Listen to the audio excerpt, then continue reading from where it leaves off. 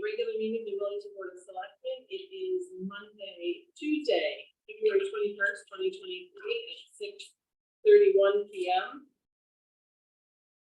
I'll ask you to join us in the Pledge of Allegiance.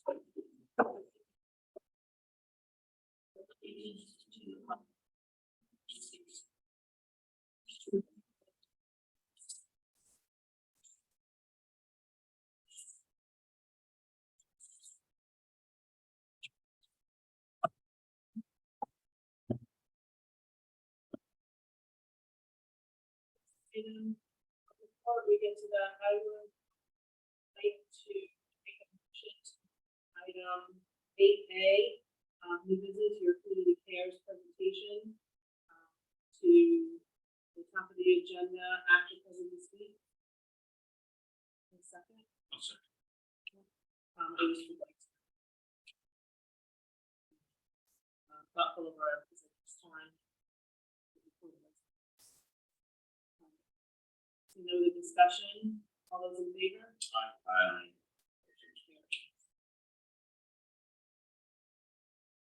Approval of minutes. You should have 3 sets of minutes from February 6th, the workshop, February 6th, regular meeting, and February 13th. Sorry. With any motion for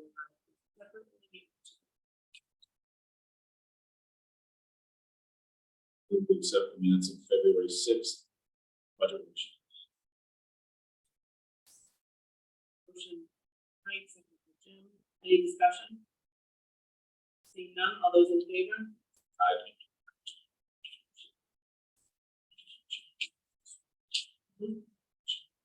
Oh, that's true. I move we accept the minutes of February 6th for second regular. Moved by Mike, seconded by Jim. Any discussion on the regular minutes? Seeing none, all those in favor? Aye. Carries.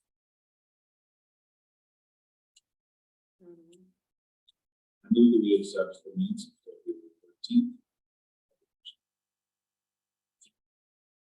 Motion by Mike, seconded by Jim. Any discussion on the budget workshop meetings on the 13th? Seeing none, all those in favor? Aye. There's some good comment. Just sort of as a general observation, maybe when we set up together in I did notice in some of the review of people's comments that sometimes it was stated someone commented on the topic, and sometimes it was stated someone commented in support. I say that. Yeah, no, there's a reason why. They're saying they can't hear us. So. Roy, can you hear us now? We should be hearing. Eric, I don't know if it's the computer that's blocking it, but it's like you barely can hear anything. It's all like in and out. How about now? Can you hear Yeah, us it's better now? There you go, a lot better now. Yep. That's really strange. We had that problem last week. Somebody Yeah, was but complaining Mike- that they couldn't hear Okay, some of the comments made in the audience. okay. Hold please, because. it's Were you coming able to tell that we accepted 3 sets of minutes? Yeah, it was just very muffled, and then it would go back and forth. But yeah, it's 100% better than what it was 2 minutes ago. Owl was very finicky. It sure is. I'm just gonna make this the host again. So that. Trying to make it a little bit easier to. Be fair with us. My work to be 2 people. Okay, thank you. Okay, So I was saying that I noticed in the listing of people's comments, some people's comments were listed as someone commented on a topic. Some were listed as someone contacted in support of or against a topic. And so maybe it's prudent over time for us to get that to be more consistent. If we're gonna say people supported or were against a topic, we should say that for everybody. Or maybe those people didn't they take a may side. not have Maybe taken they a didn't take a side. They side. may not have taken a stand. That's what I'm saying. Right. People will come on just to lend their support to an item before the town, whether it be the selectmen or another. And so that may have been the gist of their Okay, so maybe that explains the difference. I just did notice there was a difference in how some people's comments were noted. All right, that brings us to present to speak. If you are present to speak, please state your name for the record and limit yourself to 2 minutes. Anyone in the room like to speak? Okay, online, Mr. Tella? Hey, Nick Toller, 49 Myrtle. So I understand that the ethic, there's discussion about the ethic committee and such. I personally am against establishing it in town, but I do support that there's some kind of policies that get set forth from the Board of Selectmen. You know, personally, start with not allowing politicians to benefit their friends and family off the taxpayers. I think that would be for anybody. And I think also board members shouldn't be hopping between one board to another. They should have to sit out a year before switching over because they're bringing their influence from one board to another, try to get things done. And I don't think it's very ethical. Those are just 2 small changes. I also hear in town that people are not aware of things that go on and such. So I just wanted to bring light of another example of nepotism and family hookups going on. We all know that Erica's family is set to profit off the backs of the taxpayers if the SBC is able to hide enough data from the people in town to convince them to vote for the school. Many in town know that Troy dates Erica's family, and now he gets a good, sweet gig and all sorts of equipment when the town cannot afford it. Now we have what I have been informed is Erica's cousin is going to be asking for more money from us. I'm sure that this is not the town that makes or breaks the organization, Your Community Cares. But as I have said in the past, no politician should be having their family benefit off the backs of town taxpayers. Even if things are legal and on the up and up, it is to me and to others unethical, and it brings a poor image on how things are ran. There is clearly a pattern that has been established here. I want to end with saying, you know, my interactions with the Human Service Department has been amazing, and I think they do amazing work. I just would like to see the nepotism stop. Thank you. Thank you. Anyone else online present to speak?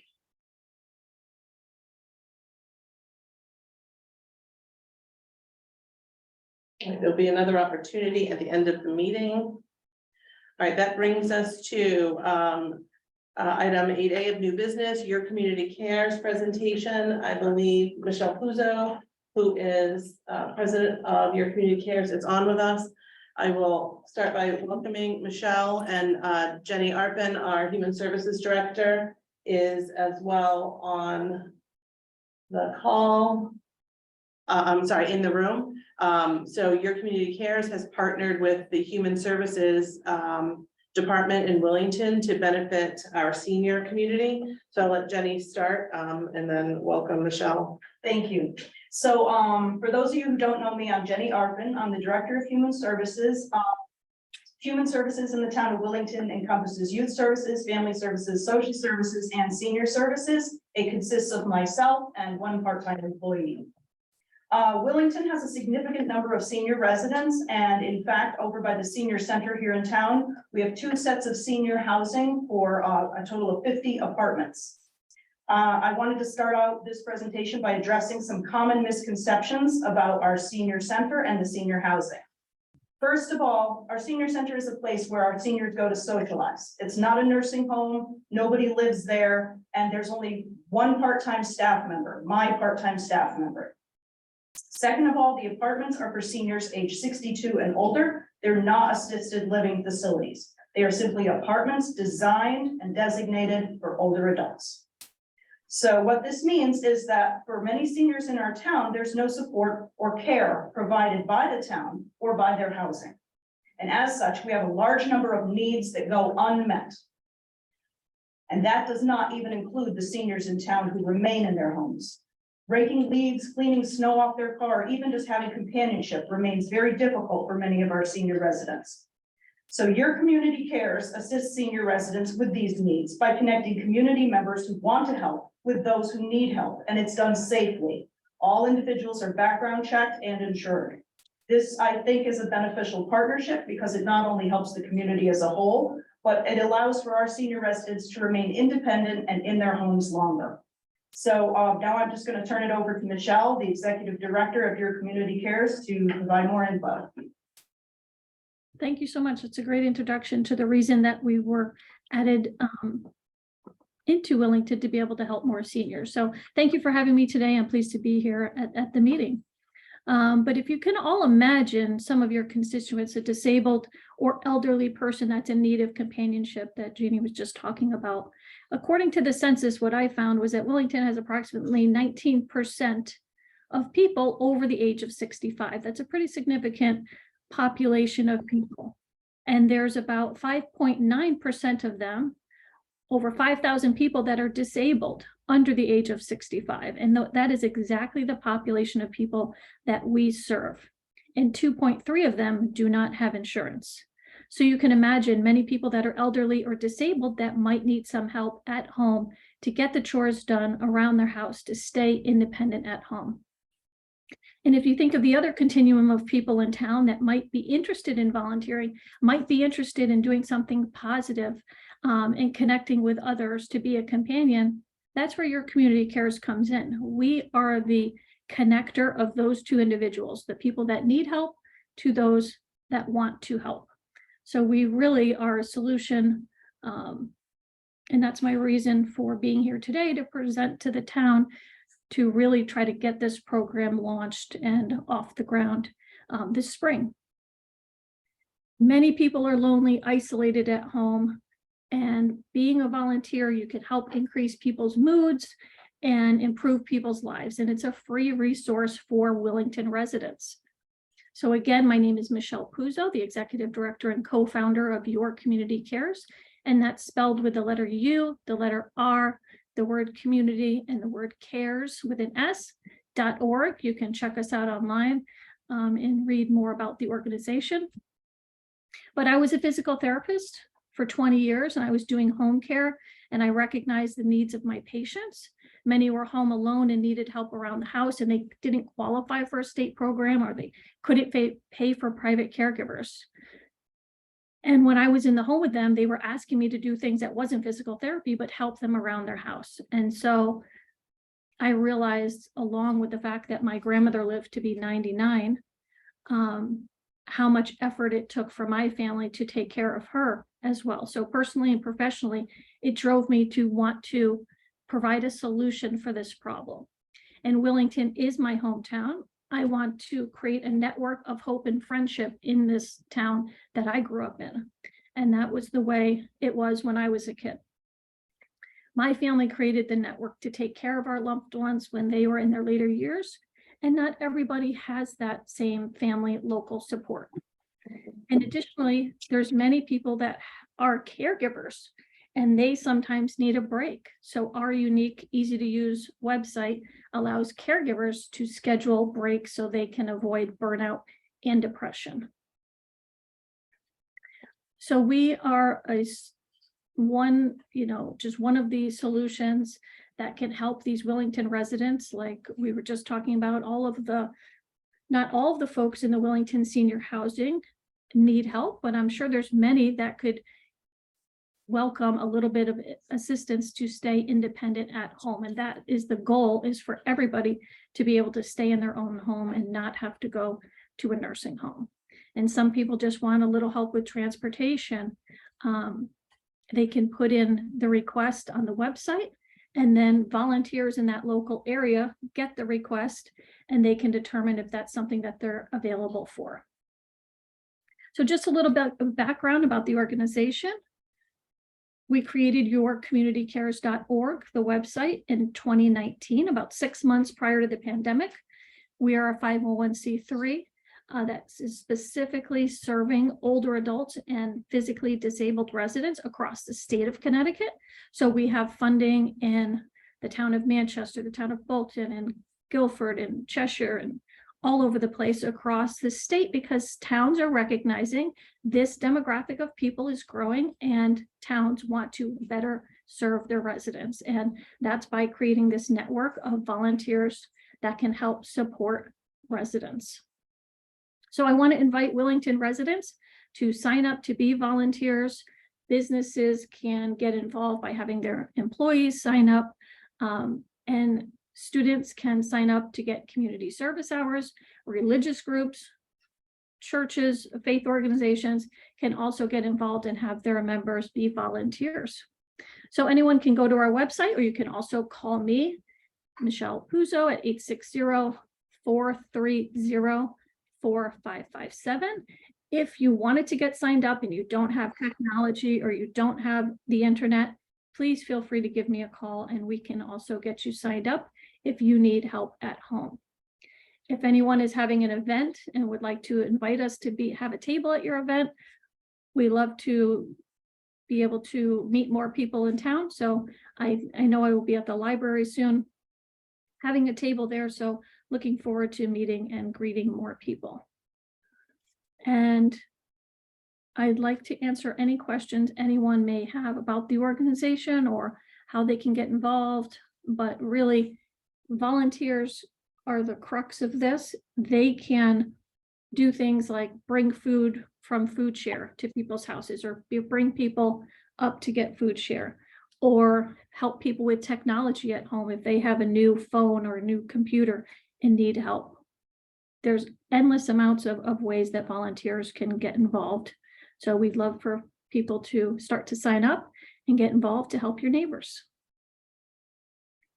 Great, So- thank you, Michelle. I do certainly, it is no secret that Michelle and I are related. I'm proud to say that we have both been raised to be service to our community, and your community cares is not only service to Wellington, but service to the greater good in Connecticut. So thank you for your good work on that, Michelle. I would like the opportunity while we have you here. You had come to the ARPA Commission asking for some funding to kind of extend this program and really build that base of volunteers. Can you kind of give us an update, you and Jenny, where that stands in Wellington, so that folks can get an understanding of how those ARPA dollars, and I believe it was $5,000. Yes, that's correct. Yep, so we're just starting to launch the program this month. So we've been working on building the program up, and now we'll be launching it and trying to get more visible so that more folks know about it. And hopefully we can start to gain some traction with volunteers, and also having an event at the senior center, and hopefully being able to get in front of more people. That's our goal. Now that the holidays are over, and we can really get started on promoting it. Great, Jim, Mike, do you have any questions specific about the program? Any comments? Were you about to add something? No. Oh, okay. I thought she was about to add something. Sorry. No, I'm all set. I had paid attention to this before when it came up before ARPA. So. Jim? I don't have any questions at this time. I think it's a very useful service to have, at least for all seniors in Wellington, not just the senior center or the people that are located right there. I think there's many people in their homes that want to stay in their homes and just need a little help with that, whether that's helping them with an errand, or go to run to a pharmacy or grocery or something, like fill in between all those other things. It sounds like a very useful service. I need to dig a little more into it myself, but I don't have any questions at the moment. Thank you. I hope you take advantage of our Wellington Day and the tag sale events that we have. Those are our two big town events, as you probably already know. So Jenny had an event at the senior center. Was it Flag Day? I did have a Flag Day last I year. can't I remember also if it was had a Flag health Day. fair. And You your did- maybe it was community the health cares was present at the health fair. Yeah, And so- we do intend on doing that again this year. Great. Michelle, can you share with us in some other towns that you're working in, if you see an increased use from seniors who are still in their homes compared to seniors who maybe in senior housing? We have a smaller senior housing population than maybe some larger towns, but I'm curious if you see kind of a trend. It's more people that live in their own homes. You know, the people that are fortunate enough to be in that senior housing, they're newer homes, there's less maybe to do, and maybe some more opportunities with transportation, but it seems to be a lot of people requesting services are in their own homes. Great, Thank you. And, you know, certainly we have a lot more in their home, so I look forward to seeing how the program can really help those and really connect them with others in our community who want to be of service. So I thank you for coming out and talking with us tonight. Jenny, do you have anything you'd like to add? No, I don't. Thank you. Thank you. Thank you for coming. Thank you, Michelle. Thank you. And we won't be insulted if you choose not to stay with us for the rest of our meeting, but you're more than welcome to. Okay, thank you very much. Thank you. Okay. Yeah, I look forward to giving this update. So maybe Jenny, once the program she's really gotten off the ground, we start to see some work done. If you could come back and give us an update, that would I'd be be happy to wonderful. do that. All right, correspondence. You should have a list of correspondence in your packets. And I'm going to do my best to keep that up between now and our next meeting. No, one question. Yeah. Prior correspondence to us. An issue with the building department that was. It's back and we were working with that. Yeah, You know what I mean? yeah, I do know what you mean. We had a resident who, I believe you're referring to the resident who had a foundation issue Yes. and had some concerns with their building official. I actually sat down with the building official and that resident. The majority of her concerns were really with the vendor she was using. So we talked over some of the issues that she had. And then our building official, Jim Rupert, was going to work to kind of be a go-between between her and the vendor to see if they could get some resolution from some of her issues. So we left from the town's perspective, being in a good place, and that she had some concerns that were outside of the town scope that they were going to address. Okay. So, and I haven't heard anything further from that, so. I just. Yeah, we're in a wanted good to place bring it now. up We because set- there was a lot of initial email on it and then it kind of. There was, right? So it was really an issue, not a board issue. And so we try to resolve those things as best we can. And so we did. I brought the parties together to sit down and so we could talk it out. As you know, sometimes just airing of grievances, email back and forth, we can read into things. I thought it was really important for me to understand everyone's perspective. So I talked to them separately and then together. And I know CIPSIC is So- very interested in these kind of Yes, vendor issues so they can yes. deal with it on their side. Yes, So. and we left it with the vendor was willing to assist if the homeowner chose not to use them, they were willing to make some efforts to take care of anything that needs to be done with a new vendor on their behalf. So it was a positive place with them. So at this point, I believe nothing more for the town to do. Okay. All right. First, selectmen's report. I have no new updates on the steep grant, which is the septic system at the Old Town Hall. We're still waiting for the final engineering and the RFP to be complete. The lot SIP, which is the sidewalk project from Hall School to the Mills. I have nothing new to report since our last meeting. ARPA, we have not met since our last meeting, but I believe, are still planning a public hearing for March 6th. And that was for one item, which was the facility study that we had talked about, and kind of asking for some newer funding and having it come from ARPA, so that will go before public hearing. I did last week, we applied for a new grant with CROG, which is our Connecticut Council of Government. And so we're in the Capital Region Council of Government, partnering with Connecticut DOT. They have a new grant called a TRIP grant, which is for rural roads. So we did apply for the drainage and paving project, Village Hill, for $565,000. So this is a $15 million grant over 3 years. The minimum to apply was a $300,000 project, and they won't partially fund a project. So it is a competitive statewide grant. So we're gonna keep our fingers crossed. So we'll let you know as that updates. Do you know the deadline, like when we might hear? I believe it's April 28th. Oh, okay. So it's not really in budget planning season, but it's before our next budget year starts. Correct. Okay. Correct. Staffing updates, I'm pleased to report that we have hired Grace Tharp, who's a local resident, as assistant revenue collector. That has been empty since August, so we want to welcome Grace. I'm also pleased to announce that Karen Cody has accepted our offer to be the first selectman's administrative assistant. Her first day will be 2 weeks from yesterday, which will be March 6th. Kelsey's last day with us, as you know, is Friday. She has agreed to stay on to help wrap up a handful of matters for continuity's sake, and she's still willing to do our minutes until we have someone new on board. So I appreciate her help with those things. And I look forward to working with both Karen and Grace. School building committee. We have a representative on the school building committee, Mike, so I'll let you give us an update. Since the last meeting, school building committee had another of its own meetings. And that last Wednesday and then last Thursday, met with Board of Finance, did a presentation with the Board of Finance. We have spent a lot of effort over these last couple of weeks to pin down various ways to communicate the financial impact, because that's obviously such a critical topic. And coming up with some new tools and new ways of framing the financial impact to help with different ways of understanding it.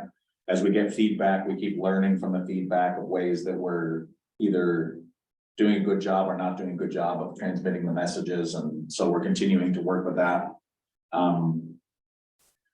More on the business side, we're moving forward with things we've been talking about, such as securing vendors for revised and updated appraisals on the parcel.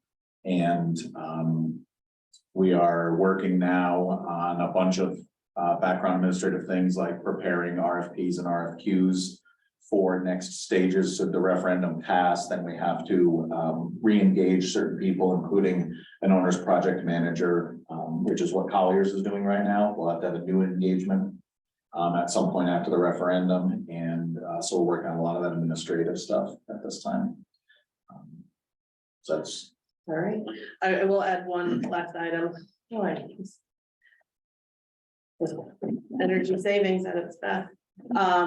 We are planning for a meeting next Monday at 6:30, a joint meeting of Board of Finance and Board of Selectmen to potentially move the project forward to a town meeting and a referendum. So look for the agenda for that. It will be just the one topic. We won't add anything else to that agenda. And so we'll have a short presentation from the school building committee and as much discussion as either board needs in order to potentially make a decision and take action. What's the date on that? Monday, the 27th. 27th, I believe. I want to say 26th, and 27th. At 6:30 p.m. So we will do that one upstairs. All right, and moving on to Public Works, I think Troy is on the line.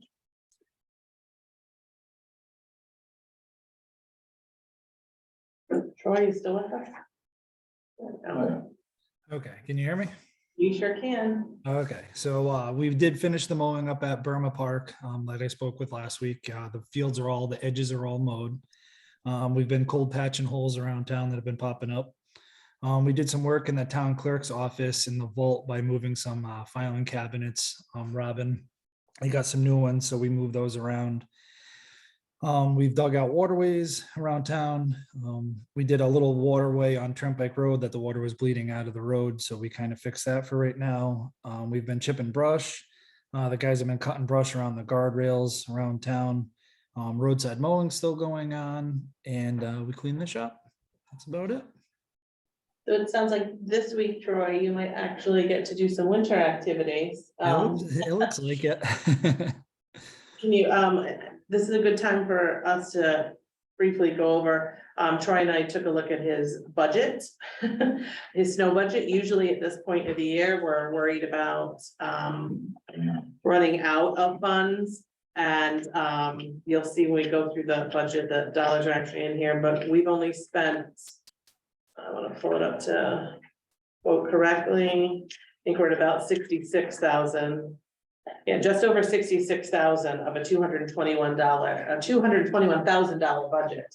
So we are certainly in really good shape. Again, on all the things wooden in this room. We do have a couple of days this week where we might see some action. But they're able to get several other things done around town with the nice weather. So I want to thank Troy and his crew for the things that they do that go a little bit beyond public works without facilities department in Wellington. They act on that behalf. So whether it be moving large pieces of furniture, picking things up for us, or meeting with vendors for maintenance items. Last week, Troy was working with the senior center on some of their maintenance. We'll talk about that later. So certainly a more encompassing list, but thank you. Any questions for Troy? No. Okay. All right, we're going to move on to new business. We have a couple of tax refunds. I will start and make a motion to refund Eric Beebe a certificate of correction in the amount of $60.84. Second. Seconded by Jim. Any discussion? Seeing none, all those in favor? Aye. Aye, motion carries. I will move to refund Knight and Sons Construction Corporation an overpayment in the amount of $121.33. Second. Seconded by Mike. Any discussion? Seeing none, all those in favor? Aye. Aye, motion carries. I will move to refund Keith R. Palmer Senior an overpayment in the amount of $303.22. Second. Seconded by Jim. Any discussion?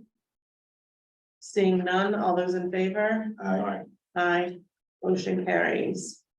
I will move to refund Matthew D. Wilson an overpayment in the amount of $14.23. Second. Seconded by Mike. Any discussion? Seeing none, all those in favor? Aye. Aye, motion carries. All right, the next item on our agenda is to discuss the CIP plan. So this would be the 2024 to 2028. Get those dates right? It's a long ways out. So Christina Milos is the CIP chairperson. You each have in front of you a copy of the proposed CIP plan. And I will turn the floor over to your Milo. Okay, Erica. So the CIP committee started working on this in January, and we had a pretty condensed time frame where we were meeting twice a week to really figure out what to do with where to put these projects in the lineup of things. And this is what we've come up with for now. It's a little difficult because the school building project, we weren't, for the last few years, we've had a placeholder, and it was just based on an old estimate, and these numbers that are in here are the latest and greatest, so they're the most accurate that we can get, except we know that there's, all these different options of what it could be. So I think we ended up going with which version is it? It's just without the auditorium, or was it with all of it? I think that, so Which within number this you have in plan, I there. think the first 5 years were the same, Yeah. regardless of auditorium. The final payment in year 5, that may be higher, Right. that payment may be higher, Right, but the note and bond schedule was the same for both. right, and it was based off of 31 million. Okay. Was the total. So, I'm just seeing this for the first time right now, how Donna laid it out, so I think, Donna, do you want to explain it better than I just did? Because I'm not sure about the 10 million in year 2. Is that in addition to the 31 million? Yes, so there are 3 notes. And so, Mike, I'm not using the plan that you have. You have a schedule that's followed this one, but this is the schedule that we used for CIP. And there's 3 notes. And so the first note is 2.5 million. And the second note is 10 million. So the first note is in FY 24. Then FY 25 is the second note for 10 million. And then FY 26 is the third note for 31 million. And then the bond payment is in FY 27, and that is a bond for 28.7 million. So on the CIP, so year 1, $2.5 million note.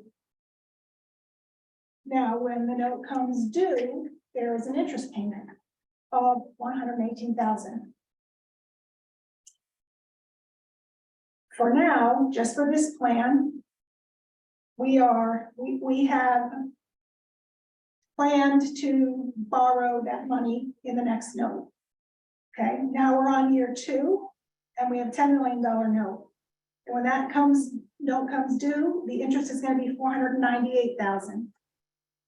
And that is planned to just be paid out of the selectmen's budget. In year 3, there's a $31 million note. At the end of FY 26, when that comes due, there's going to be an interest payment of 1.2 million. And we have that budgeted to come out of the selectmen's budget. Then year 4, we have a bond, 28.7 million, and the first bond payment, $3 million coming out of the selectmen's budget. Can I ask one thing? So first I'll Yes. say that the 3 bonds and then the note, those are based on the cash flow needed for the project. So that's how those amounts were determined. But Donna, the original request to CIP from the SBC, that 200,000, Yes, that was, part of that is the 118,000. so, So it was comprised of the 118, the interest, yep, the issuance cost, and then because we were just starting this when we put the request in, a contingency fee, not knowing if that would change, and asked for around $200,000. So if, so are you requesting any more money for SBC? Like we had 100,000 this year, 100,000 last year, like are you needing more for project management and RFPs and things like that? no, because that would, if Okay, there were a positive referendum, it would be rolled into the project cost. okay, And okay. so, So we have interest in what else? We have interest and what else for, that 200,000, that was the Yeah. interest, the issuance fee, and then, Bill had asked for a contingency. Again, because okay, he wrapped that in there, not knowing if the original costs we had in December from the financial advisor, if those were gonna remain. okay. So then we have it, $200,000 coming out of the reserve fund, and that is gonna be no interest and issuance. So instead of SBC, there'll be 2.5 million general obligation note interest payment / issuance cost. Issuance costs. That's line 7 we're talking. Correct. Yes, line 7. Because today Donna and I were talking about where we would, get the 118 from. And then when I started looking over this, again, in detail this afternoon, that's when I discovered, we had asked for that, all in one, so it's a little bit doubled up, but this wasn't taken out of the selectmen's budget, so it's already accounted for Yes, in all of our numbers, so there's no need for an additional or sadly a reduction anywhere.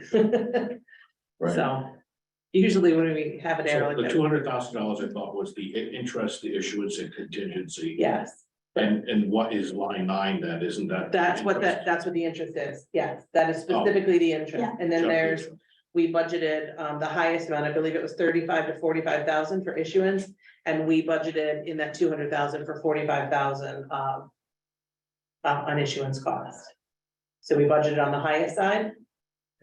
So the 118 plus 45, and then, the remainder contingency. Which again, if the costs come in at that number, we wouldn't need that. So number 7 is really just issuance and contingency, not interest. That's interest is down below. No, it is. So Donna may adjust It's some- what line they look on, but right now they're doubled up, so, I'm actually gonna take out line 7, okay, and then line 9 is gonna be no interest payment / issuance cost for a total of $200,000 coming from Fund 4. it'll change the line it's all on, but not the overall, plan. But again, I think it's important for both of you to know that those numbers weren't guesstimates. They are based on, the notes are built based upon the cash flow of the Sure. project. So our financial Right. advisor was. Right, provided that. you have to have upfront some money for design and Yes. things like that to get off before you can actually complete a design and actually go out to bid for the Yeah. construction. And at each point, we would need so much depending on where we were, and then we would be getting reimbursements. So that's why you never see the entire 60 million taken Right. in a note, and then you're bonded in the year the construction completes, which would be in this plan, the 26-27 fiscal year.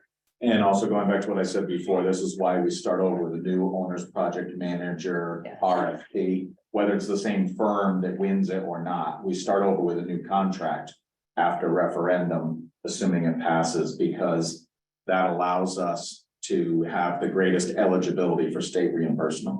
Everything after the referendum is Reimbursable. applicable to the project at whatever level the state, applies their reimbursement to it. But it's not eligible previous to the referendum. So we draw a line there and start it. Correct.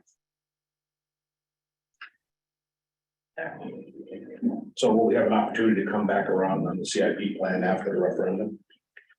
I believe the first 3 years would stay the same. The following years might change if an auditorium were included. So then we wouldn't be looking at the 28.7, we'd be looking at slightly higher cost in Or the the other- auditorium, or The other possibility is if the referendum fails, then if there isn't another bite at the apple and we go into the new fiscal year without a project, then that'll push sweep everything. out some costs and they'll have some adjustments. That's kind of why I'm asking, Yeah, I figure that might be the Well, other thing you were And thinking. the biggest thing to think about is that, to Donna's point, is the SBC gonna need money to move farther? That is possible. We may need additional funds, Right. and I wouldn't think it would be I feel confident it would be any more than the 200,000. It Yeah, would it be, would I likely would be think less. significantly less than that. Right. But depending on the direction SBC went after the referendum, that number could be adjusted slightly down, and then the rest of the plan could be pushed up. Because realistically, we might still need those things if we went to a second referendum. There have been some towns that have gone 2 or 3 referendums before it passed. And so depending on how those are spaced out, it could still happen in the next fiscal year, which means we could still need those funds for the whole construction project. But absolutely have discussion about that after with the Board of Finance, because that's where our budget will be at that point, just prior to the budget hearing. So if there's anything we found we didn't need going into that, I think, I know we have a history of being as transparent as possible with them and letting them know that we don't need money, or Right. we need a little bit more than we thought, so. Yeah, and this plan doesn't get approved until the hearing right before the budget referendum. So there will be a few weeks, I guess, where we could make changes if we had to. Probably like a week, yeah, a week, and then. Well, right, because then it has one legal notice. Right, because by the time the referendum happens, the budget hearing will have already been set and in progress, so, but that would be the time where CIP could come back to the table, SBC to regroup and determine what we need and go back before Board of Finance and in the public at the budget hearing. So there's still room.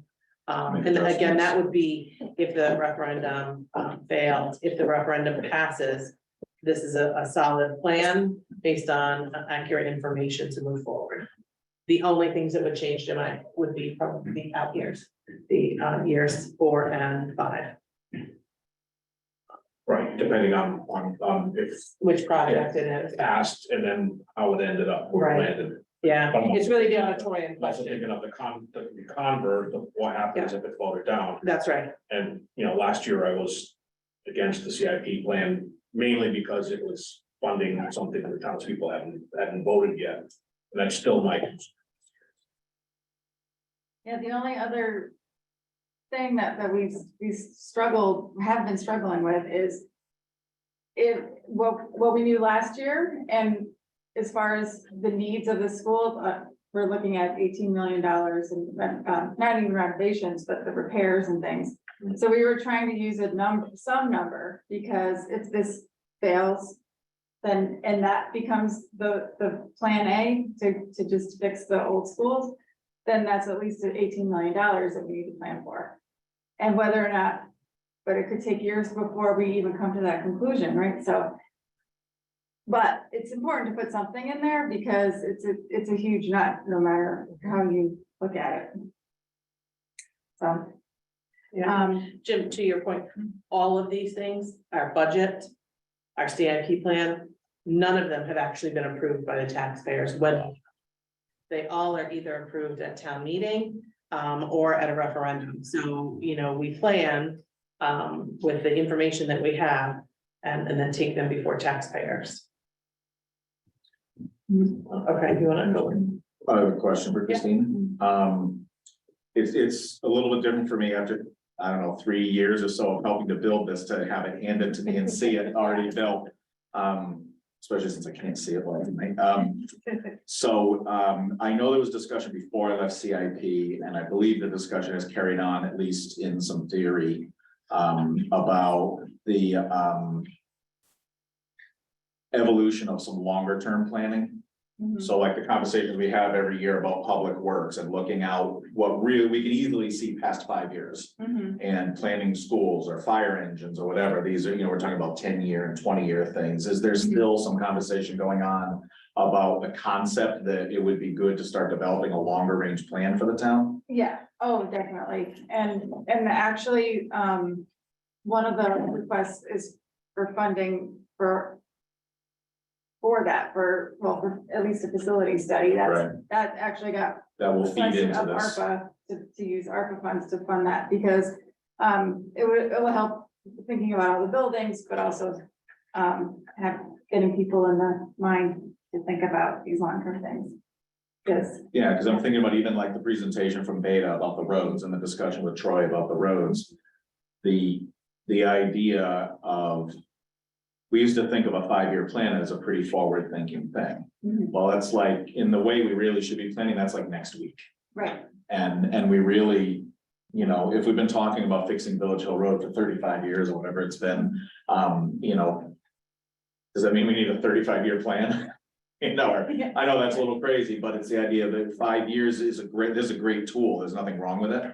We just need, I think we need a longer vision. Right. Agree.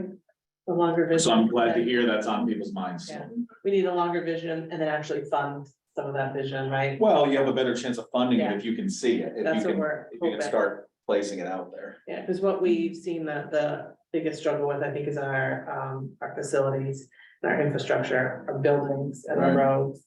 We do pretty good replacing vehicles, but. Well, and that even loops back to other conversations we had related, like EDC and things like Yes. that, you know, and does the town as a whole, do the townspeople need to look at that and say, we've got to make choices about what we want to develop the town into or not develop it into. And if we want to develop a certain way, we may need to further incentivize business into town for tax base. Or if maybe the taxpayers overall don't want that increased business, then we're gonna have to not do certain things in the future too. Right. But it's easier to have that conversation for the town people to decide on it if we start piecing together the bigger picture. Right. There's a couple of things to point out in this plan. For many years, the funding for in general, that would be coming out of local funds each year to pay for things was relatively flat. I mean, really flat. 500 and some And thousand. we decided a few years ago to have it be a goal to increase the amount that goes into capital reserve each year by some percentage. And I believe it was 10%, which is a pretty big percentage wise, but when you look at the numbers, it doesn't really make a dent, especially in the out years. So the very top number is that number. This current fiscal year, there was a transfer of 245,000 into it, and the plan next year would be to move 460,000 into it. And then by the time we're in year 5, it's 673,000. And then the other important number is down at the bottom where there's some bright yellow numbers. And the local spending target is the bottom number, so that's $780,000. So those are the funds that will come out of the different line items that are sort of sprinkled throughout the budget. So some of it comes from the selectmen's budget, some comes from the public works budget. And all of those numbers equals 779,000 in this current next year, in this proposed plan. Our goal was 780, so we got very, very close to the goal. The problem is when you look at the out years, and you apply the 10% increase to each year, the year after that, the goal would be 858,000, but that's when some of these expenses related to the school and some other things start hitting, and that we can get it below 1.378 million. The next year, it goes up to 2.345 million.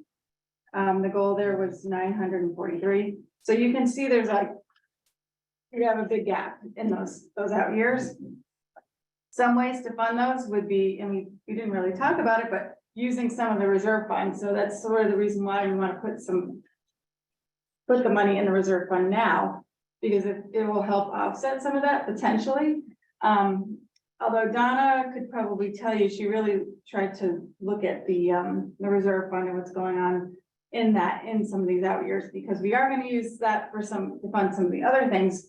There's a lot of things in this plan, a lot of public works things. We have the library has some projects in here that have never been in here before. So those are new. There's basically one for each year in the plan. And there's just and the fire department plan. So the fire department's, if that's not, they had come with a request to do an addition at Wellington 1 and a new station for Wellington Hill. And their request was 11.5 million. Combining both of those together as one not one project in one place, but One request. one request. And Donna, didn't we have the 100,000 for Wellington Hill supposed to be in year 1 for the engineering? It is, Christina, it's line 20, Line 20. surveying Oh, I see. engineering, 110,000. Yeah, okay, so that is, so in year 1, there's 110,000 coming out of the reserve fund to do the engineering for Wellington Hills project. And then in year 2, there's another 200,000. And I'm not sure. And Christina, those don't come from Fund 17 because Fund 17 was a little low for that. Yeah, Okay. yeah, Fund 17 is not, Fund 17 picks up later. It's It improves later in the plan. yeah, mostly equipment, right? So Yeah. we can't possibly take Oh, care right. of all of those. Oh, of course. needs, so. yeah, and It's just payroll. when it's available, Last year, the Board of Finance had to use $60,000 for payroll out there, that usually it's 10,000. And so there's a concern that that's an unsustainable thing too, so. So then what would, so we tried to use some numbers for what a bond for the fire department's projects would be in year 3. And we put, I think, yeah, 125,000 coming out in year 3 for, as a payment. Then 316 the next year, and then 774. So those numbers get added on to the school project, which is why the numbers at the very bottom, those yellow numbers are that's so big. And I don't know if you guys want to talk about any of the other specific projects that.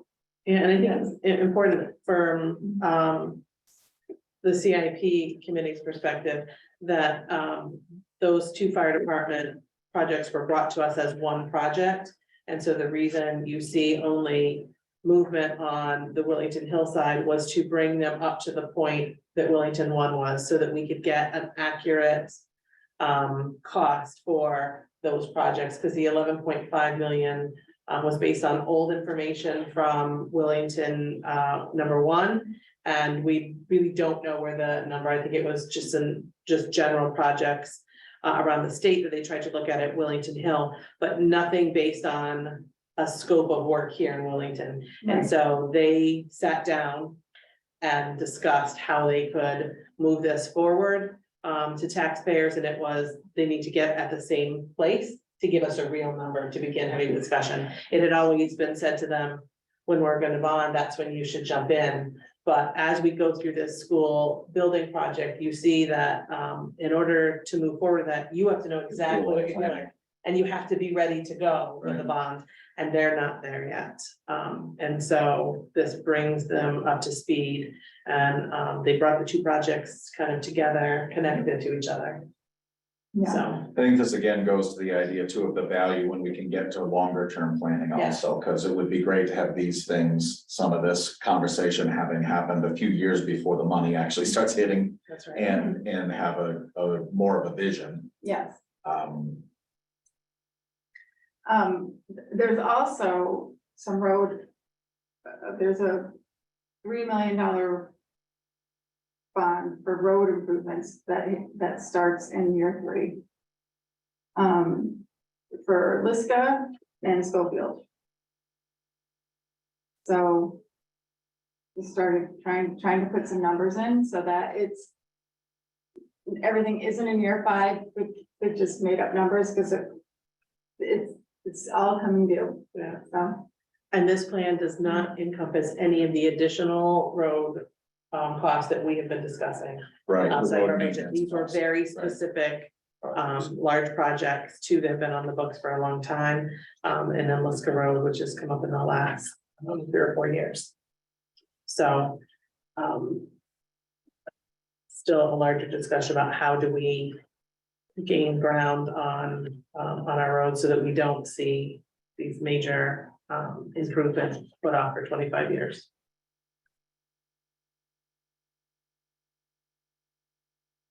Okay. And I think it's important to note, we did include funding each year of the 5 years, year 1 at 25,000, and the remaining 4 years of 30,000 investing in the open space fund.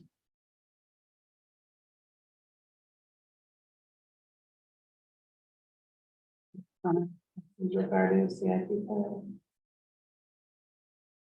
Thank you, Christine. oh, well, What are we trying to get the open space fund to? there's not really a goal of how much to get it up to. They came with a request to, as they have often, as is tradition, just to start putting some funds into it, because it actually has happened I think in the past year, where they couldn't act quickly on something because they didn't have the money set aside. And even though they know and have been told, if they have a need, the town will, find a way to fund these things. But it's hard when you're trying to negotiate a land deal and you don't actually have the money put aside. And there's many steps before you would even know that you do. So, they, we're very far from what our goal as a town is for open space. And that's another thing, like, we might as well be putting some money aside for that, so proactively as opposed to reactively, so. That's what we did. All right, so give us an opportunity for more discussion, but I'm gonna make a motion to approve the CIP plan for fiscal year 24 through fiscal year 28 as presented. Second. All right, With discussion with Don, yeah, and so, that caveat that there will be a line changed, so line 7 will be removed. But the dollars overall do not change in the bottom. Because one was an off budget, number. So I thought it was interesting in the past, of all the things that were submitted to CIP, there's a bunch of things that never made the cut. Any highlights on what didn't make the cut? That's a good question. I'm not sure that we did cut anything.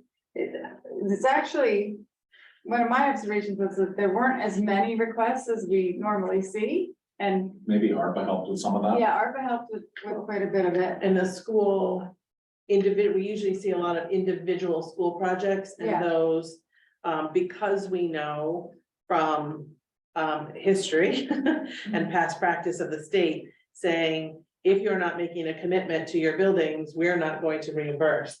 That has led the superintendent to saying, okay, let's pause those projects where we could get reimbursements until we see the direction of the school building project. So, and he said in multiple meeting after meeting, that if this doesn't move forward, we will begin to see all of those and probably a large request to have those things done as one. So I think that, Jim, is why you don't see a lot of projects. Yeah, I expected the school stuff to. Yeah, and so that's really what's missing. I Yeah, remember there were lots of public work things that, straightening out roads that. We all wondered about. yeah. Yeah. And so some of that is the mindset, and I'll let, if Troy's still on, he can speak to that, but his philosophy that some of this is regular road maintenance that belongs within our operating budget. And not necessarily a long-term, a long project like a Liska Road or Skolko Road, a real capital project, that this is the routine road maintenance we should be doing as a town. And why he believed it should be in the operating budget, not within the capital budget. And with that, everyone's again. And so the projects, the road projects you see here, and I think to CIP plans past, they have been large scale road projects, not regular road maintenance. Mhm. Yeah, and just to recap, for year one, for Public Works, the things that are at the top of the list that are coming out of the operating budget are all lease payments on on pieces of equipment that going back to 2018, the chipper, the small dump last year, the big dump truck from last year, pickup truck from last year, which is actually not a pickup truck anymore. Right. And we still don't have. And we still don't have. Then the roadside mower from 2020 and the other lease payment for a dump truck. So that's all, we can't do anything about those. Those are lease payments. But coming out of the capital reserve is a street sweeper for $100,000 and some new overhead doors for the garage. Coming out of LoSiP for $71,950. And then there's a hope that Steve Grant will be able to cover the salt shed reconfiguration. And that's all that's in Public Works for next year. There's another dump truck planned in year 3. And a loader in year 3.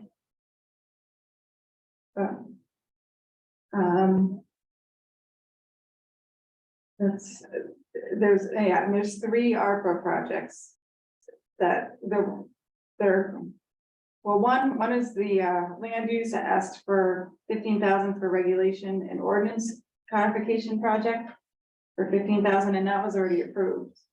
And then, Yes. yeah, by ARPA. And then the facility study for municipal buildings, that one is the one that will go to public hearing in early March. And the entryway gutters is another ARPA request that's pending, so. But other than that, there's a bond payment for the library, 171,000. And, And I believe this plan is the remainder of the library bond. Yeah, They, this We plan finally see the encompasses all end. of them. We see, this is last. I think the last year of this plan doesn't have it. no, it does. It Oh, it does. does? Yeah, Oh, I that, thought that's the last year. 4, 5, 6, 153. 7. I thought 2028 was, I thought 2027 was the last year. So 24, 25, 26, 27. Well, year 5 is. fiscal Well, it's year in 27, 26, right, which Right. is fiscal year 27. 27. Should be fiscal year 28.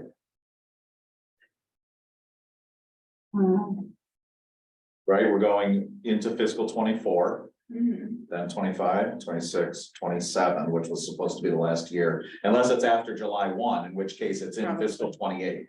Okay, that's maybe what I'm And missing. then in the year Yeah. 2027. Yes, it's in the calendar year 27, but it might be after July 1st, Yeah. so that makes it fiscal 28. Right. Okay. Does that all sound Right. correct, Gotcha. Donna? Are we saying that right? I'm gonna check the amortization schedule. Okay, But, Yeah. It so could- one it way or could the be other, like we're the seeing the last- end of it in this plan. Yeah, it could be like the last payment is July 1st, which technically makes it in the next fiscal year.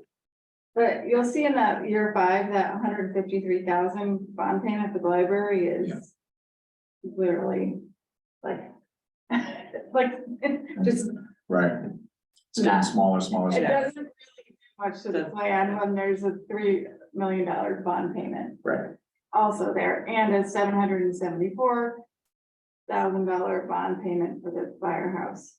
Fire department, so. Yeah. When we get there, it's not gonna, the next year, it's not gonna be a big, like, oh. We're not gonna notice it, probably. Right, not gonna be as shocking. Yeah. It won't be the relief. It will valve be, it'd still that be a we- lot of money, don't get me wrong, but it Yeah. won't be, as large a cliff. Right. All right, any other discussion on the plan? Or the process? So I will, Mike, I just was thinking that, on the topic of the long-range planning, you can long-range plan backwards now. You can look back now and see, where the planning would pay off. And I know I'm beating the same drum again, but I remember the conversations when the library was built. Now we're talking about the end of the bond. And I remember over the years, both fire departments have been told, come back when the library's paid off. That's when we need to have this conversation. And like you said, don't bother spending any money until, we're ready for that. And so if you were really doing long-range planning, you would not plan to have the school and the fire stations converge, within a year or two of each other. we'd So- probably want to do it together. If we were gonna do it and they wait for a bond, they do it all together, right? Right. You save on some issuance costs and some other things. Right. But that longer plan would have allowed those things To to either come together or keep them 10 years That's apart, right. if that's the smarter thing to do. and have information. So, it really, I'm sure to those folks, it felt a little bit insulting to say, for 20 years, come to us when we have a bond, that's when you can get on. But what needs to be said is, if we're thinking about bonding in this year, you need to do work prior to Right. that, to be ready to go to a bond in that year. And that was a little bit enlightening to them and to the rest of us in this process. So a longer range plan is necessary. And then educating our taxpayers as to what happens to our infrastructure as a result of not investing in that long range plan. And that's where we're at when we are reactive spending instead of planning, and that's waiting for something in one of our facilities to break or a road to crumble, and then we fix it. Right. It's not become beneficial to the taxpayers. So, all right, so All right, It's also not bad. Again, I keep looking at that very bottom. Two highlighted things in yellow there, the spending target and the projection. And that can't go on, that can't work, that won't work. You know, that big divergence. Yeah. But It it is. really does point to the absolute need, you gotta go look beyond that 5-year horizon, you have to. Kind of align things up, I do remember your comments, Mike, I remember the comments that were made about the library, the same thing, it's like, oh, when we get done with the library, then we'll move on to the fire departments and all the other good stuff, but. and a little result of so many years, CIP staying stagnant. We Right. didn't grow, CIP Keeping- didn't grow with the rest of. Keeping CIP at 550,000 for year after year after Right. year after year, and it really was decreasing, because as Yes. costs were going up, That's correct. the investment was staying the same, so the amount you could do with those dollars was getting less and Yeah, less. so more things had to be put off the plan because we Right. just couldn't do it, so. Right, well, that's supposed to be floating with the grand list or inflation, and obviously it didn't do, obviously the grand list didn't go anywhere with foundation problems, right, so. Right, and you know, we run into that. If our grand list isn't growing. But our needs are still there, we can't continue to put off the needs of the town, we have a responsibility to tax it. You gotta redouble your efforts with economic Yeah, development. so, Right. So you cannot Build ignore, the grand list, right? you cannot Yeah. ignore economic development, No. you have to put some effort on that. finding a balance of, those who Exactly. want to seek development here and what the town wants to see in Well, you development. need and that's some the kind of big balance of conversation, development, so. you're not gonna have Yeah. a distribution center, but They're having a there's big- gotta be something else that's. Yeah, upstairs as we speak, EDC and PCC are having a big discussion that's, Yeah. hopefully gonna move us in the right direction there, so I look forward to joining in on that. All right, seeing no further discussion on the plan, the motion on the floor, which was to approve the plan as presented with that one adjustment. I will ask for a vote. All those in favor? I, Aye. Okay, not seeing all three, I will do a roll call vote. Jim, No, Mike, yes, Erica votes aye. Motion carries. All right, Christina, thank you for all of your work and that of the CIP committee, Donna as well. This is, it is a lot of work that goes into this. I don't wanna discount that, thank you very much for putting that in. Oh. It's a our work. Yeah. Well, Minuscule amount of We- experience. we did it fast this year too, but, We met multiple times a week. and we to did get try it to done. do tours in the fall. We did get around to Yeah. see some of them. So That's we- very handy, I found, Yeah. we were discussing these kind of things in the past. just to Yeah, go out. so- yeah, they're a little bit nebulous when you're trying to just do them from pictures or conversations. All right, I'm gonna pull us back in. So the next item on our agenda, we can chit chat all day, sorry. folks. The next item on our agenda is the Board of Selectmen budget. We are set to present a budget next Thursday to the Board of Finance. So you should have in front of you a copy of the latest draft along with two informational sheets. One are some of the budget assumptions you've heard me speak about over the last several weeks, and then some of the adjustments that we have made.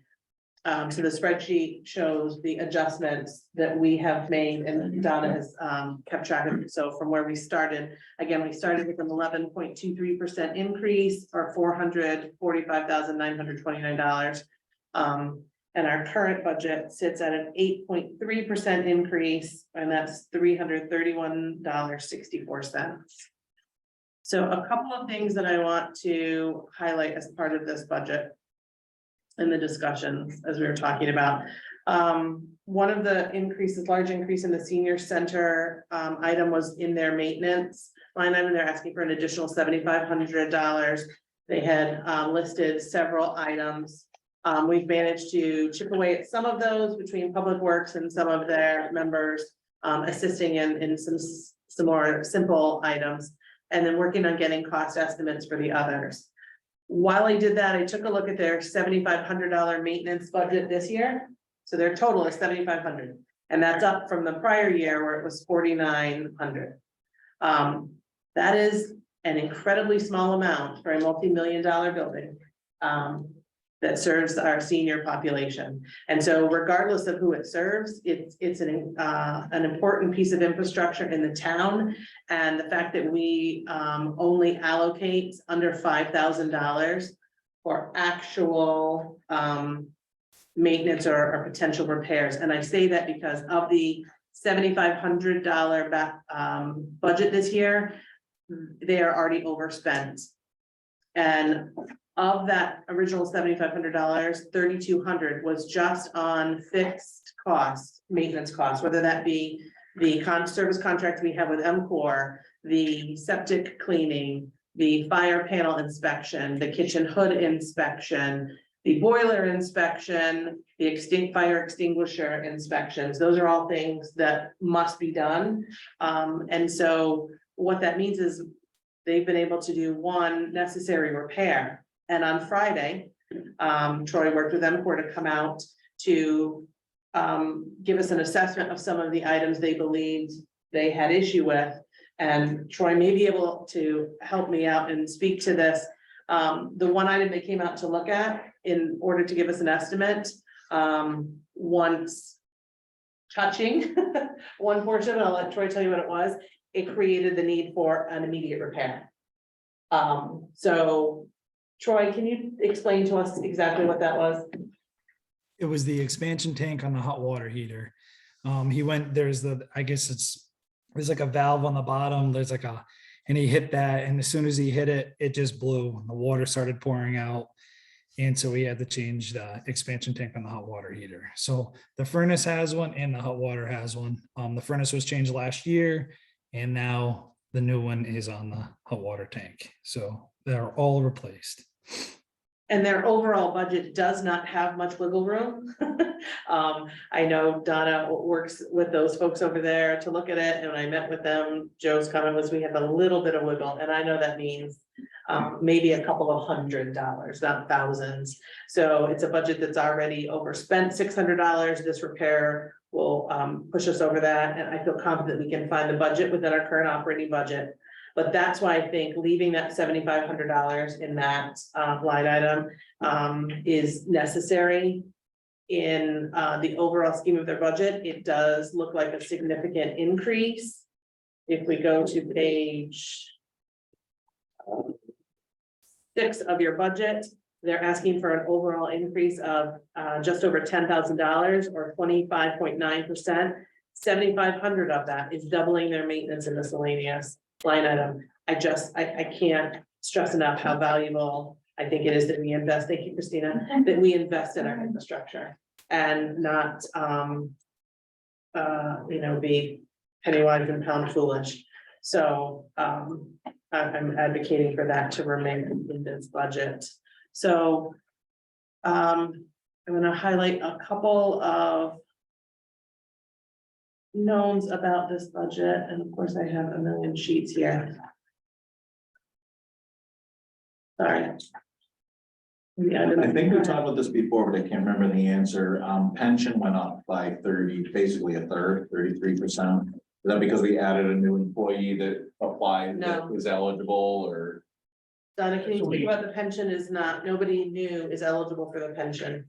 There are only 2 people left Correct, in the defined pension. correct. So the actuarial, they look Yes. at it periodically, they say, Yes. oh, you gotta true it up. Okay, so it's an It's adjustment. an adjustment, It's a level set. yes. Yeah, they just look at it every now and then and say, okay, you gotta adjust it. Yeah. Well, on the positive side, I know this has been commented on repeatedly by our auditor when they when they review our finances, and they always comment positively about how we fund our retirement, that we keep our obligations properly funded, Yes. Unlike many towns that gamble. That is correct. So, So a couple of items to note of our current proposed $4.3 million budget. 45% of that is benefits and wages. 45%. That doesn't surprise me. No, we don't often talk about it in that perspective.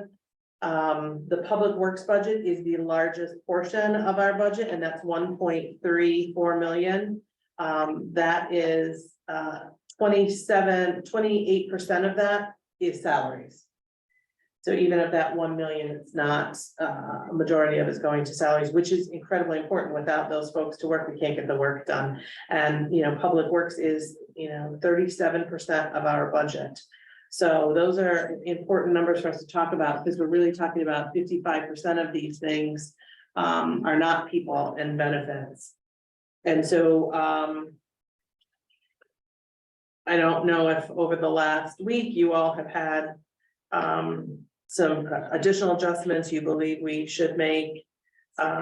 This 8.3% in ours, again, recognize the increase, worked hard to, decreasing some items as we can.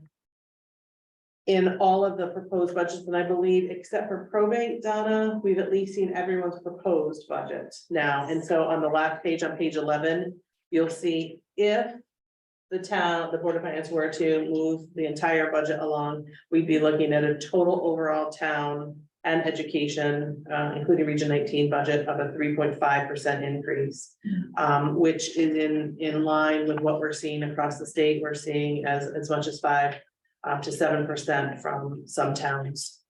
And everyone, again, is kind of at the early stages like we are. So it's not where anyone would like to be, but the cost of goods and services is certainly playing a big role there. Donna, is everything just short by some amount for probate? It's like a few grand, whatever. Based on the 4 grant grand. list. Yes, it's based on the grand list, like the 4 towns that are in the district. Total cost is allocated based on the grand list of each town. But the budget doesn't reflect like a guess at what our probate costs are. It does not. It's just not. Okay, so it's shy by probably about Yes. 4 grand or something like It that. is shy by. It was 4. 3810 last year, yeah, It's gotta be yeah. about roughly the Yeah. same or So not enough to slightly. make a large adjustment, and that cost is not in the selectmen's budget. It's So in the anything, general it's in the general Yeah, government, right. yes. So to note, and again, the capital plan is in this budget. There is an increase in the overall CIP local funds of $169,573.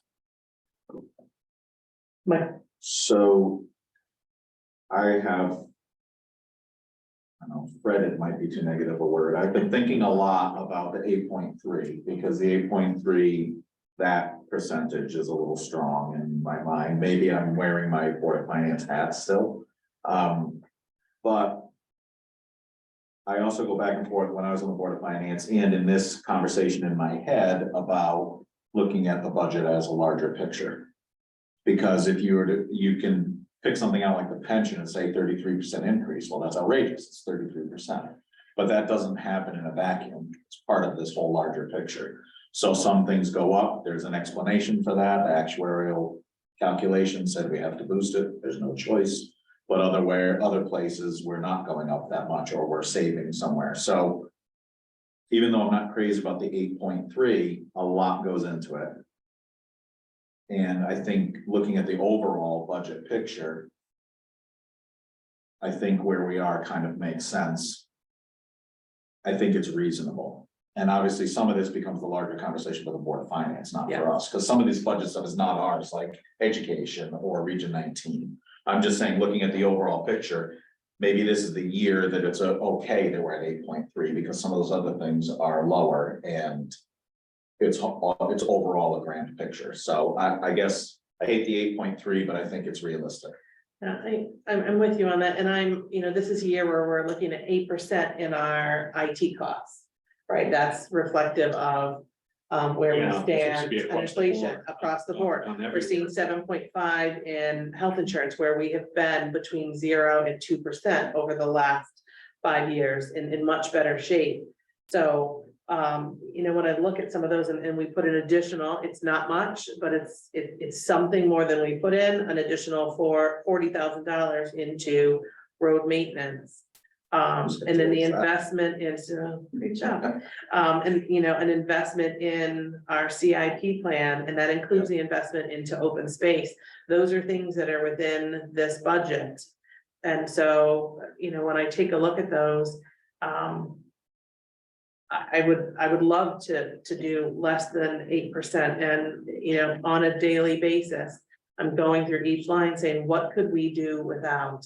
And I just, I struggle with how we would change the ability to provide service to taxpayers by cutting this budget, or not maintaining the infrastructures that we have.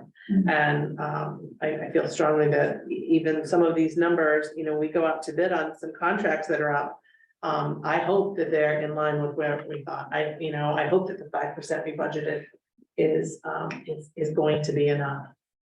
And you know, I wish this were a year or we could do more. I think it's important to note our friends on the Board of Education did a tremendous job getting their budget to 1%.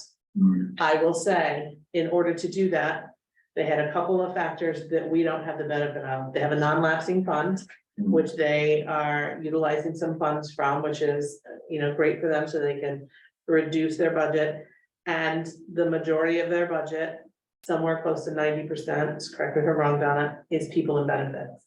And they had some significant savings in those people and benefits that allowed for a big reduction over there. So what I don't want our residents and our taxpayers to think is that we weren't trying to come in as low as them. We don't have the benefit of the same factors.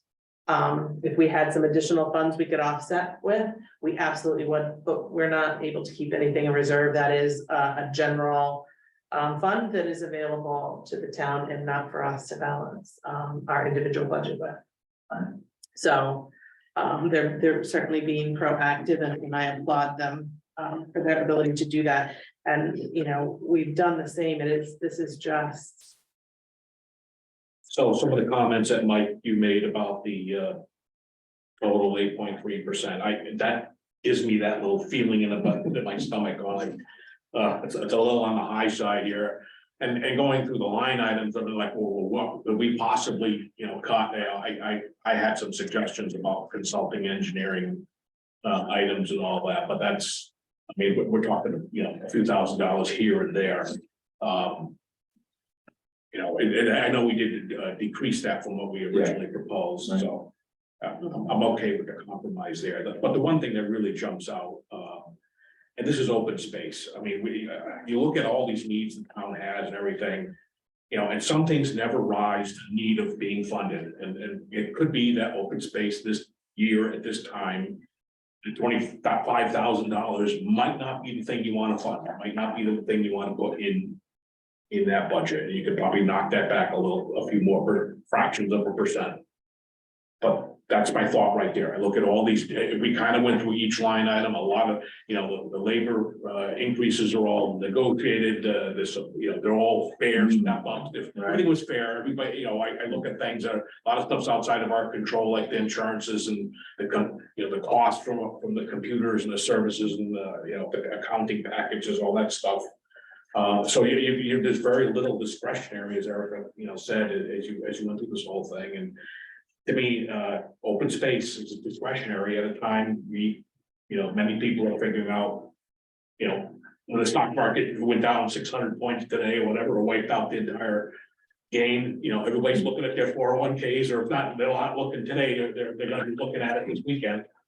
I think that's might be a painless reduction we can do or consider. So I'm gonna say one thing about that, where I tend to agree with you. I never want to make that cut.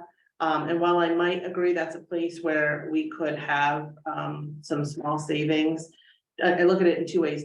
If that is part of the CIP plan that we just approved.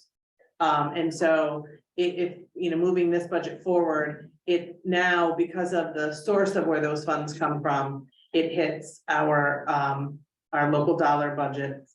But that will go before Board of Finance, and I think that will be part of a bigger conversation with them.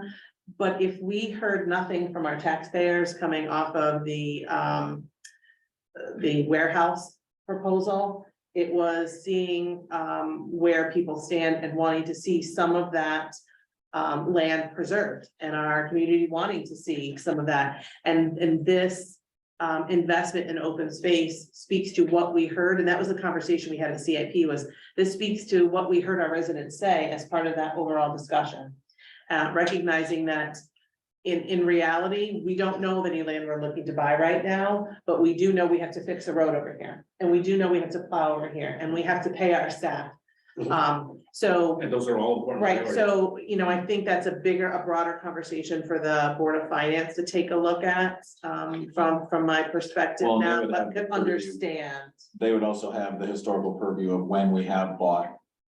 When we have funded open Yeah. space pretty recently, we did just this past year, I think, close on a parcel. We did, and, there were some good points made by, folks at Conservation Commission that they also lost out on some land because we don't have the funds to act on them, because there's still a certain process that we go by, which Process is not everyone, nimble. it is not. And so, there was a balance of that. So I look forward to a broader conversation about that one particular place in at Board of Finance. But even with those, $25,000 in this budget, it is 8.3 is not where I'd like it to be. But I think it's fair and realistic within where we sit with inflation currently. Donna, I will ask you one thing. I know you were looking for daily prices for diesel and heating fuel. Have you seen anything lower than this? Diesel's been creeping up again. I haven't seen anything Okay, at all. at all, they haven't sent you Yeah, anything, she okay, hasn't sent me anything. okay, so, the good news is that doesn't mean anything higher. If we had something higher, we'd be looking at that, but just like, last year, if we get a number that we think is gonna be significantly higher, we go back and have real conversations with Board of Finance before they make their final decisions, or if we can get it lower, a realistic conversation, if we can lock in lower, as well, we're continuously trying to get those numbers down. So, I'm gonna move that we accept this budget as presented. I'm gonna ask you if you would, amend your motion to have a dollar amount in it. This, if The as presented dollar. we like very specific things. Since no one has seconded my motion, I'm gonna change it a little bit. I move to approve the 23-24 Board of Selectmen budget in the amount of Look up pie chart. No, this one here. $4,301,546 dollars. I'll second. Any discussion? All right. Did I take yours? All right. Just stealing his papers. All right, seeing no discussion, I will do a roll call vote. Mike, Yes. Jim, No, Erica votes yes. And Motion and I'm carries. mostly complaining about the open space thing, the CIP. I think Eric was Well, right. This may come up at Board of Finance. I don't doubt that it will. I hope it does. So that is to them. So I will let you know the process is I will be spending my day tomorrow preparing my presentation to go to Board of Finance, and next Thursday, March 2nd. And it's second or third. Thursday is the. Next Second. Sunday, March 2nd, will be the CIP revenue and Board of Selectmen budget. Those are the last Board of budgets, Finance. Board of Finance and to Board of Finance. Yeah. And we, I hope that by that presentation, we will have the grand list information. As soon as that is filed and I have that, I will share it with both of you so you can see it before everyone else does. Okay, so thank you. Donna, I want to thank you for the tremendous amount of work that goes into the budget, not just ours, but all the budgets.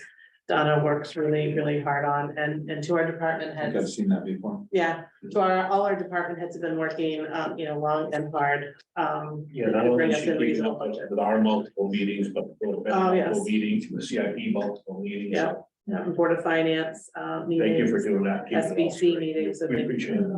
All right, the next item is old business, the ethics policy discussion. I shared with you, and I heard back from neither of you, on the ethics policy. Are you prepared to talk about it tonight? Well, I can tell you this, I've just started to look at the other town ones that you sent, just in trying to mix it in with Sure. everything else I'm doing, and I haven't had a chance to get through them yet. We can continue this. I want to make sure we have a full conversation. In the draft that I sent you, which was derived from one of those, there are at least 3 places where it mentions town charter. So those will have to be adjusted. And whether they're taken out, whether they might require some additional language. You know, we heard a resident speak at Present to Speak that they don't believe we have a need for this, but we need a policy. I think this is part of a broader, what's the policy with no actual follow through or repercussions, right? And so I think this is an important piece for us. I agree. I certainly think we need a policy, so that's a no-brainer thing. I'm just trying to get my head around.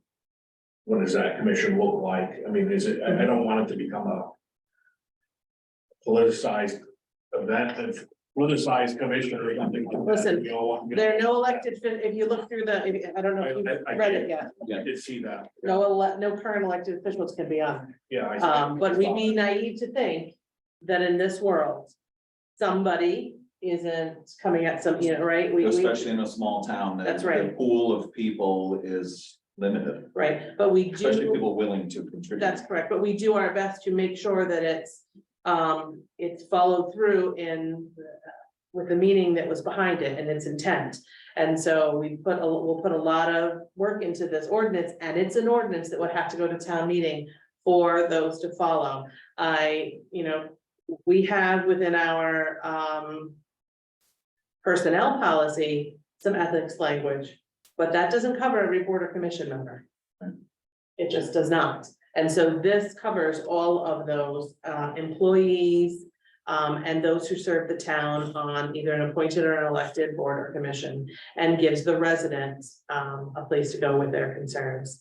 And so, we've been down this road before where someone has thought it was necessary, and then the greater group found that it was not. And so we continue to do our work to put something forward that we believe in. So any comments or questions, you can direct them to me for now.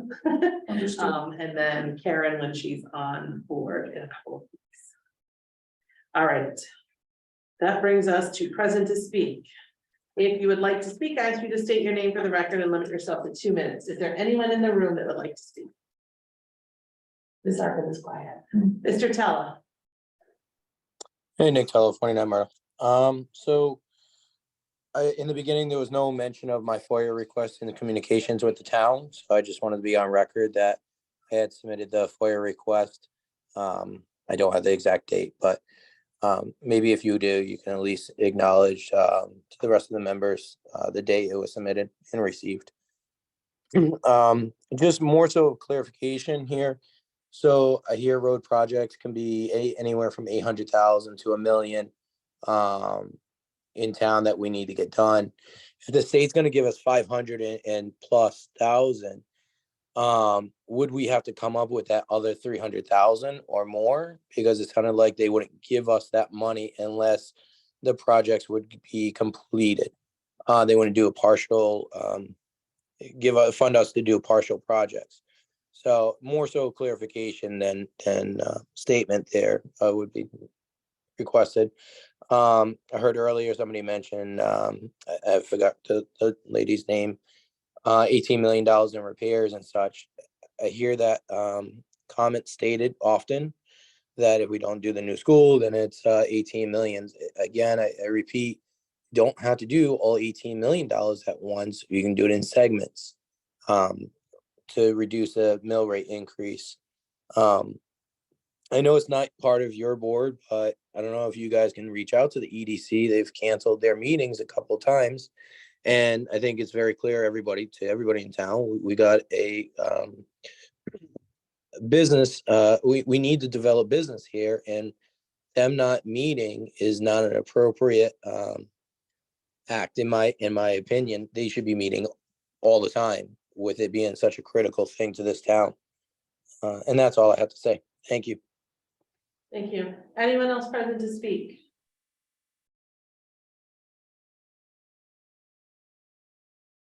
All right, I'm just gonna clarify a couple, I'll clarify, I think Mr. Tello was speaking, about the TRIP grant that I was discussing. The entire grant, for all funded projects is a $15 million grant over 3 years, statewide, over 3 years. We've been told they will not partially fund the project, so they either accept our project or we will not be accepted. And it was a minimum project of 300,000 in order to apply. So either our $565,000 project will be accepted or it will not. To the best of our knowledge, and to those who have concerns about boards and commissions not meeting, I will say they meet when the board is able to, and EDC has openings, Mr. Tella, so maybe that's a way you could serve Wellington. You can reach out to the town clerk's office regarding any such opening. Good and well, and that goes for anyone else who might be interested in a board or commission. Good and welfare, mobile food share is open to all Wellington residents, as well as residents of any other town in the state of Connecticut. Jenny's department, alongside our senior center, volunteers run that here at the town office building every other Wednesday from 11 a.m. to 11:30. It will, mobile food share will next be here next Wednesday, March 1st, from 11 to 11:30. So if you have a need, come on out. It's a drive-through model. You don't have to get out of your car. And no one but you needs to know that you came through. We're happy to help. Please continue to support our small businesses and restaurants if you can. And this Friday, the 24th of February, will be the PTA's Winter Wonderland Family Dance at Hall School from 6 to 8 p.m. It's $25 a family. And I believe you can pay at the door. And I think Ms. McKinnon is heading that up, so you can reach out to someone in the PTA, but look forward to seeing that. And I hear we might be actually getting some snow this week. I doubt it will be measurable. I am enjoying the 60-degree days. They're kind of nice, and we are saving some money at that. So with no other business before us, I would entertain a motion to adjourn. So moved. Second. This is a non-debatable matter. All those in favor? Aye. Adjourned at 8:12 p.m. Thank you all.